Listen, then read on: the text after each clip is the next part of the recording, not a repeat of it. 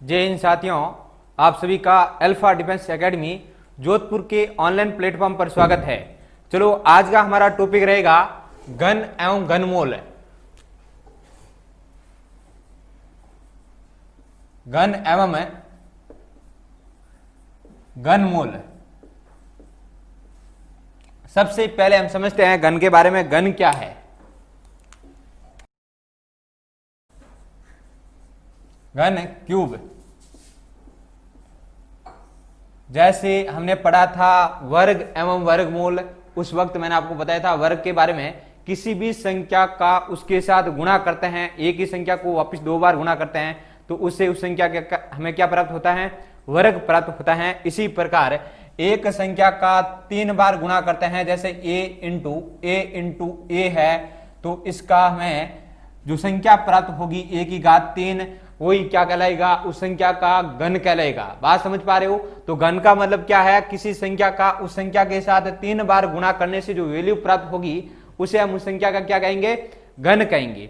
उसके बाद देखते हैं, जैसे आपसे पूछा जा सकता है, एक तो इस प्रकार से दे सकता है, जैसे 2 की घात 3 कीजिए, या फिर आपको ऐसा भी बोल सकता है 2 का घन क्या होगा। तो घन के बारे में आपसे 2 प्रकार से घन के बारे में पूछा जा सकता है। या तो आपसे बोला जा सकता है 2 की घात 3 क्या होगी, इसका मतलब भी क्या है? वो 2 के घन की बात कर रहा है, क्यूब की बात कर रहा है। या फिर सीधा सीधा आपसे पूछा जा सकता है 2 का घन क्या होगा। बात समझ पा रहे हो? ये तो घन की बात की हमने। इसके बाद दूसरा शब्द हम काम में लेंगे घन मूल, क्यूब रूट। चलो समझते हैं क्यूब रूट के बारे में। घन मूल,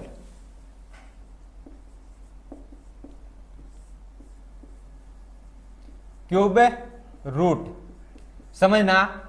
क्यूब रूट इसका जिस प्रकार से वर्ग का उल्टा क्या था? वर्गमूल था। उसी प्रकार क्यूब का उल्टा क्या था? क्यूब रूट होता है। समझना। इसको हम किस प्रकार से लिखेंगे? इसकी करनी कितनी होगी? 3। अगली बात समझ में। या फिर आप इसको इस प्रकार भी लिख सकते हो, a की घात 1/3। ये क्यूब रूट यानी घनमूल को लिखने का तरीका है। आपसे यदि कोई क्वेश्चन में पूछ रहा है किसी भी संख्या का घनमूल ज्ञात कीजिए, तो घनमूल 3 प्रकार से पूछ सकता है। क्यूब रूट 3 प्रकार से। एक तो इस प्रकार से पूछ सकता है, जैसे कोई संख्या है उसको करनी में 3 लिखकर पूछ सकता है। एक किसी भी संख्या की घात 1/3 लिखकर पूछ सकता है। या फिर सीधा पूछ सकता है, जैसे कोई संख्या है, संख्या का घनमूल क्या होगा। आगे बात समझ में। तो घनमूल का क्वेश्चन आपको 3 प्रकार से पूछा जा सकता है। या तो करनी के अंदर 3 घात मिलेगी आपको, या फिर आपको 1/3 किसी की पावर मिले, या फिर सीधा दे सकता है कोई संख्या है उसका घनमूल ज्ञात कीजिए, क्यूब रूट ज्ञात कीजिए। ये तो हमने बात की घन क्या है, घनमूल क्या है, और उसके क्वेश्चन किस प्रकार से हमसे पूछे जा सकते हैं। चलो थोड़ा आगे बढ़ते हैं और समझने की कोशिश करते हैं।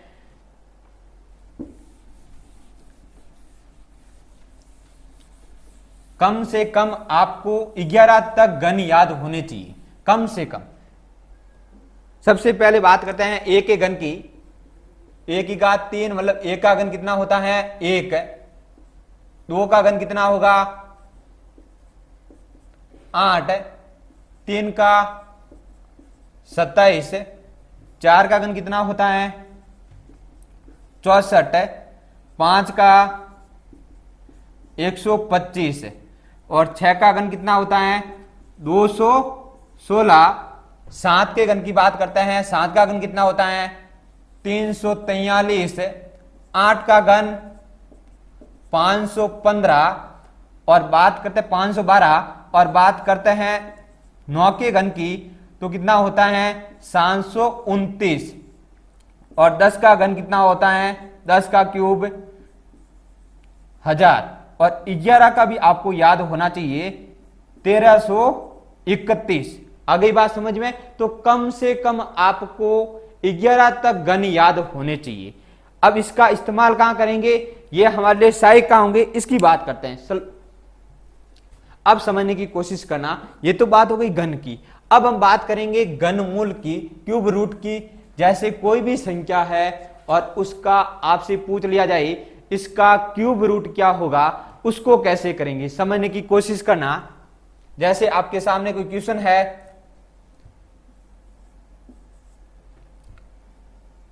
33 25 इसका क्यूब रूट क्या होगा। 33 75 है, इसका क्यूब रूट क्या होगा आपको यह बताना है। घनमूल क्या होगा। जब भी आपसे घनमूल के बारे में पूछा जाए तो केवल आपको एक ही काम करना है। जैसे ये संख्या है 33 75, सबसे पहले इसके पीछे के 3 अंक है इसको अलग करना है। पहला काम क्या है, इसके पीछे के 3 अंक है उनको अलग करेंगे। जैसे ही हमने इनके पीछे के 3 अंक को अलग कर लिया, अब मुझे बताइए इसके अलग करने के बाद इसमें इकाई का अंक क्या है, 5 है।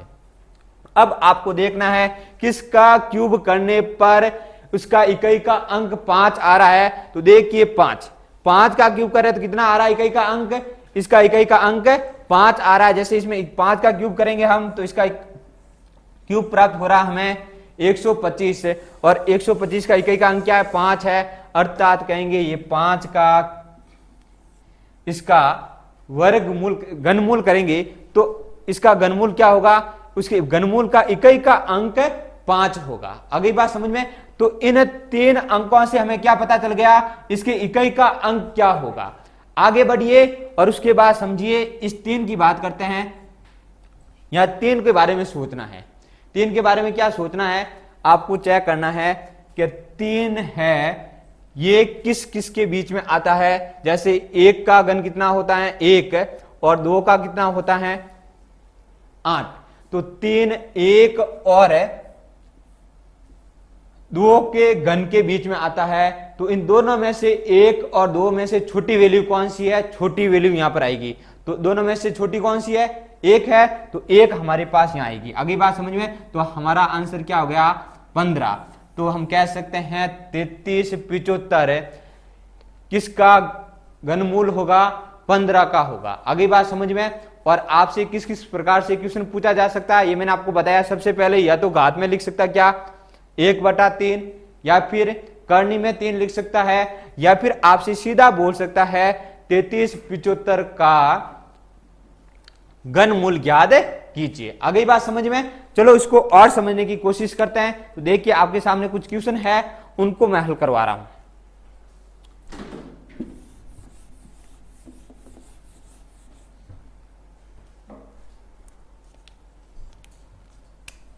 जैसे देखिए दूसरा क्वेश्चन है,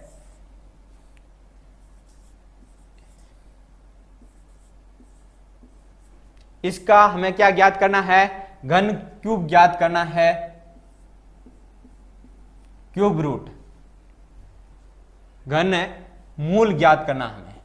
ठीक है, क्या ज्ञात करना, घन मूल ज्ञात करना है, क्यूब रूट ज्ञात करना है। कैसे ज्ञात करेंगे, मैंने बताया था सबसे पहला काम क्या है, पीछे के 3 अंकों को अलग करना है। ये लो पीछे के 3 अंकों को हमने अलग कर लिया।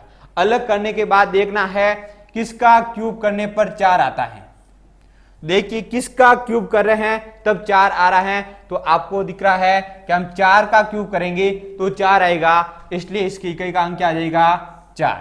आगे बात समझ में, फिर देखना पीछे शेष संख्या क्या बची हुई, पीछे शेष अंक क्या है 39 है। ठीक है, अब मुझे बताइए 39 किसके क्यूब के बीच में आता है। तो 39 आपको स्पष्ट दिख रहा है, 39 3 और 4 के क्यूब के बीच में आएगा।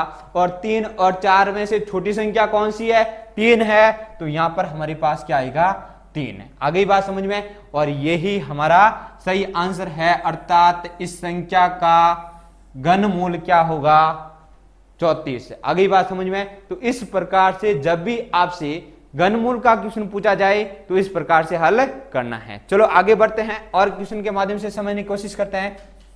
जैसे आपसे पूछा जाए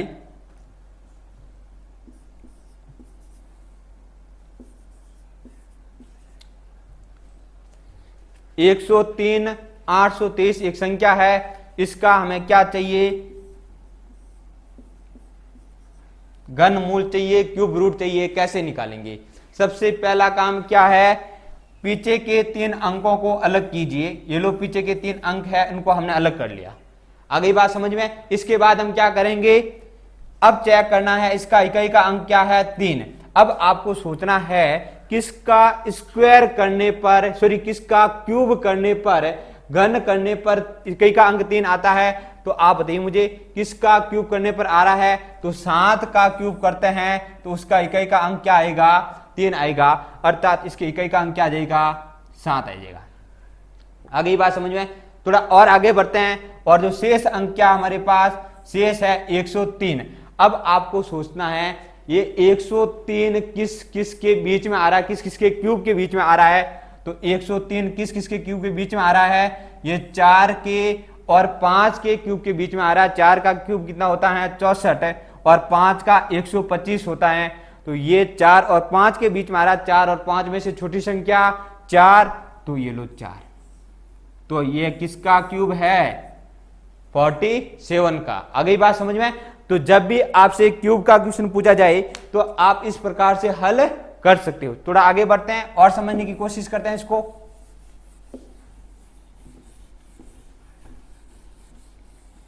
क्यूब ज्ञात करना बिल्कुल इजी है, आप आराम से ज्ञात कर सकते हो।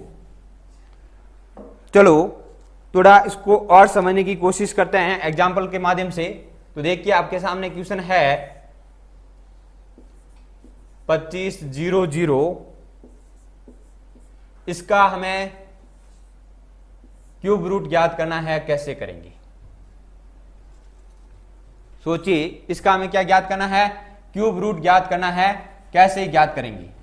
जब भी आपसे ऐसा क्वेश्चन पूछा जाए इसका क्यूब रूट ज्ञात कीजिए, तो सबसे पहला काम क्या है, पीछे से 3 अंकों को अलग करना है। ये लो पीछे के 3 अंकों को हमने अलग कर लिया। अलग करते ही अब देखिए इनके इकाई का अंक क्या, इनमें इकाई का अंक 7 है। अब आपको चेक करना है किसका वर्ग, किसका क्यूब करने पर इकाई का अंक 7 आता है। तो आप कहेंगे सर 3 का हम क्यूब करेंगे तो इकाई का अंक क्या आएगा, 7 आएगा, अर्थात यहां पर क्या आएगा। आ गई बात समझ में। थोड़ा आगे बढ़ते हैं। इसके बाद शेष अंक क्या है 250। अब आपको यह सोचना है 250 किसके क्यूब के बीच में आता है। तो आप सबको स्पष्ट दिख रहा है 250 किसके क्यूब के बीच में है, 6 और 7 के क्यूब के बीच में। 6 का क्यूब होता है 216 और 7 का 343, इन दोनों के बीच में आएगा। और 6 और 7 में से छोटी संख्या कौन सी है, 6 है, अर्थात हमारा सही आंसर क्या होना चाहिए 63। बात समझ पा रहे हो। थोड़ा और आगे बढ़ते हैं, इसको और समझने की कोशिश करते हैं। यदि आपसे कोई संख्या पॉइंट में है और उसका क्यूब रूट पूछ ले तो कैसे करोगे, इसको थोड़ी समझने की कोशिश करते हैं। जैसे ये हमारे सामने क्वेश्चन है, इसको कैसे करेंगे। तो वही प्रोसेस है सेम। पॉइंट आपको देखना ही नहीं है, पॉइंट की बाद में बात करेंगे। अभी तो ये सोचो पॉइंट है ही नहीं। सबसे पहला काम क्या है, पीछे से 3 अंकों का एक ग्रुप बनाएंगे, इसको अलग करेंगे। अब इस ग्रुप में इकाई का अंक क्या है, 7 है। चेक करना है किसका क्यूब करने पर 7 आता है। तो आप सबको पता है 3 का क्यूब करेंगे तो 7 आएगा, अर्थात हमारे पास क्या आ गया, इकाई का अंक इसका 7 आ गया। अगली बात समझ में। थोड़ा और आगे बढ़ते हैं। अब अगली वैल्यू क्या, हमारे पास शेष अंक क्या है, 12 है। अब आपको चेक करना है 12 किस किस के बीच में आता है, किस किस का क्यूब करेंगे तो 12 आएगा। तो आपको स्पष्ट दिख रहा है 12 8 और 27 के बीच में आएगा, अर्थात 2 के क्यूब करने, 2 के क्यूब और 3 के क्यूब के बीच में आएगा। और 2 और 3 में से छोटी संख्या कौन सी है, इनमें से छोटी संख्या 2 है। तो हमने क्या ले लिया 2, और इसका हमारे पास आंसर क्या आ गया 23। ये 23 का क्यूब है, घन है। आगे बात समझ में। या फिर मैं ऐसा कह सकता हूं इस संख्या का घनमूल क्या होगा, 23 होगा। बात समझ पा रहे हो। चलो आगे बढ़ते हैं और बात चलते हैं पॉइंट की। अब देखिए इसमें 3 अंकों के बाद पॉइंट है, तो 3 अंक, इसमें एक अंक काउंट होगा। तो आप क्या करेंगे, 1 अंक के बाद पॉइंट लगा देंगे। यदि इसमें 6 अंकों के बाद पॉइंट होता तो हम क्या करते, 2 अंकों के बाद पॉइंट लगाते। अगली बात समझ में। इसमें 3 अंक, इसमें कितना अंक काउंट होगा? एक अंक काउंट होगा। बात समझ पा रहे हो? थोड़ा और आगे बढ़ते हैं, इसको और समझने की कोशिश करते हैं।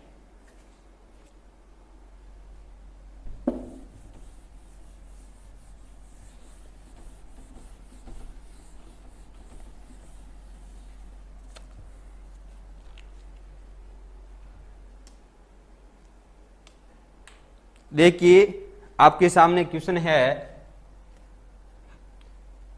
175 616, इसका क्या ज्ञात करना है? घनमूल क्या होगा यह आपको बताना है। आपके एग्जाम में इस प्रकार से क्वेश्चन आ गया, ये सोचिए तो उसको कैसे हल करोगी। यही मानिए इस प्रकार से क्वेश्चन आ गया, ये संख्या है, इसका घनमूल ज्ञात करना है। मैंने आपको अभी बताया था क्वेश्चन घनमूल के 3 प्रकार से पूछ सकता है, या तो घात में 1/2, या करनी में 3, या फिर सीधा ही बोल सकता है संख्या है, संख्या का घनमूल ज्ञात कीजिए। बात समझ पा रहे हो? अभी हमने पढ़ा किसी भी संख्या का घनमूल कैसे ज्ञात करते हैं। सबसे पहला काम क्या है? पीछे से 3 अंकों का ग्रुप बनाना है। बना दिया। ग्रुप में इकाई का अंक क्या है? 6 है। अब आपको चेक करना है किसका क्यूब करने पर 6 आता है। तो आप सबको पता है 6 का क्यूब करेंगे तो ही क्या आएगा? 6 आएगा, अर्थात इसके इकाई का अंक क्या आ जाएगा? 6। बात समझ पा रहे हो? अब देखिए शेष अंक क्या है, शेष संख्या क्या है? शेष संख्या हमारे पास 175 है। आपको यह सोचना है 175 किसके क्यूब करने के, किसके क्यूबों के बीच में आएगा। तो 175 किसके बीच में आएगा? 175 125 और 216 के बीच में आएगा। 125 5 का क्यूब होता है और 216 6 का क्यूब होता है, अर्थात 5 और 6 में से छोटी संख्या कौन सी है? 5 है। तो हमारे पास क्या आ जाएगा? 5। आगे बात समझ में? हमारे पास 56 आ गया। ये 56 किसका घनमूल है? इस संख्या का घनमूल है। या फिर आप इसका उल्टा भी बोल सकते हो, 56 का घन क्या होगा? ये संख्या होगी। बात समझ पा रहे हो? तो इस प्रकार से आपसे क्वेश्चन घन एवं घनमूल के पूछे जा सकते हैं। बात समझ पा रहे हो? चलो आगे बढ़ते हैं और घन एवं घनमूल के और कैसे कैसे हमसे क्वेश्चन पूछ सकता है उसकी थोड़ी चर्चा करते हैं।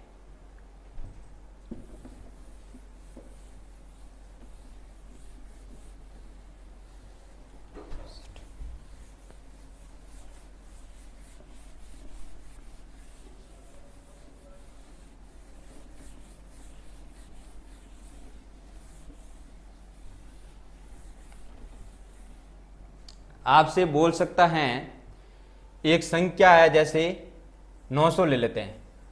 900 को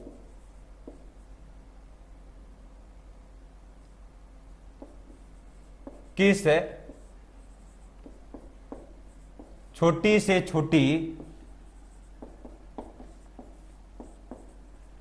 संख्या से गुणा किया जाए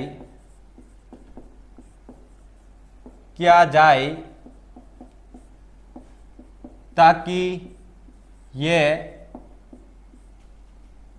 पूर्ण घनमूल बन सके, घन बन सके। आपको क्या करना है? एक संख्या आपके पास में 900, तो इसको किस छोटी से छोटी संख्या से गुणा करने पर यह संख्या क्या बन जाए? पूर्ण घन बन जाए, परफेक्ट क्यूब बन जाए। आगे बात समझ में? चलो समझने की कोशिश करते हैं। जब भी आपसे बोला जाए, चाहे वर्ग में बोलो या घन में बोलो, क्वेश्चन किसके बारे में बात कर रहा है? गुणा के बारे में। तो ऐसे क्वेश्चन को हम किससे सॉल्व करते हैं? देखिए जैसे ये 900 है, इसका हम करेंगे क्या? गुणनखंड, टुकड़े करेंगे भागखंड विधि से। तो देखिए सबसे पहले किसको भाग देंगे? सबसे छोटी अभाज्य संख्या का भाग देंगे। सबसे छोटी अभाज्य संख्या कौन सी है? 2। 2 का दीजिए कितना? 450। 2 का फिर से जा रहा है, दीजिए 2 का, तो कितना आ गया हमारे पास? 225। यहां तक किसी को दिक्कत है क्या? अब देखिए फिर किसका जा रहा है? 2 का तो नहीं जा रहा है, 3 का चेक करते हैं। 3 का जाएगा क्या? 3 का इसमें जा रहा है। देखिए 3 का कब जा रहा है? 21 में 7 और पीछे क्या बच गया? 15। 5, ठीक है। 15 में 3 का 5, फिर से 3 का जा रहा है, कितनी बार जा रहा है, 2 और 5, 25। अब देखिए और किसका जा रहा है, अब जा रहा है 5 का, 5 और 5 का जा रहा है एक बार। अब मुझे बताइए यहां तक किसी को दिक्कत है क्या? अब देखिए 2 into 2 into 3 into 3 into 5 into 5, और हमें क्या बनाना है, पूर्ण घन बनाना है, परफेक्ट क्यूब बनाना है। परफेक्ट क्यूब के लिए कम से कम 3 अंकों का जोड़ा होना चाहिए, 3 संख्या का ग्रुप होना चाहिए, परंतु यहां पर क्या है, 2 का है, ठीक है, और 2 का है तो हमें क्या बनाना पड़ेगा, 3 का बनाना पड़ेगा। इसलिए मैं क्या कर रहा हूं, इसको भी 2 से गुणा कर दिया, तब ये कितना बन गया, 3 का, तो ये तो बन गया परफेक्ट क्यूब बन गया, पूर्ण घन बन गया। अब ये नहीं है तो इसको भी हम क्या करेंगे, 3 से गुणा करेंगे, तो ये भी परफेक्ट क्यूब बन गया। आगे बात समझ में? और ये भी नहीं है तो इसको भी हम क्या करेंगे, 5 से गुणा करेंगे, तो ये भी क्या बन गया, परफेक्ट क्यूब बन गया। तो ये भी परफेक्ट क्यूब, ये भी परफेक्ट क्यूब और ये भी परफेक्ट क्यूब है, अर्थात पूरी की पूरी संख्या क्या होगी, अब परफेक्ट क्यूब होगी। तो अब मुझे बताइए पूरी संख्या को हमने किस किस से गुणा किया? एक तो यहां पर हमने 2 से गुणा किया, यहां पर 3 से गुणा किया, और यहां पर हमने किससे गुणा किया, यहां पर हमने 5 से गुणा किया। तो पूरी संख्या को हमने 2 इंटू 3 इंटू 5, ठीक है, 2 का गुणा 6 और 6 का गुणा 5 के साथ कितना, तो आप कहेंगे सर यदि हम पूरी संख्या को 30 से गुणा करेंगे, अर्थात पूरी संख्या हमारे पास क्या है, 900। यदि 900 को हम 30 से गुणा करेंगे तो हमारे पास बन जाएगी क्या, 2700, और 2700 एक क्या होगी, पूर्ण घन होगी, ठीक है, पूर्ण घन होगी। आगे बात समझ में, परफेक्ट क्यूब होगी। बात समझ पा रहे हो? तो इस प्रकार से क्वेश्चन आपसे पूछे जा सकते हैं। आशा करता हूं कि क्लास आपको अच्छी लगी होगी। तो आज के लिए धन्यवाद। जय हिंद, जय भारत।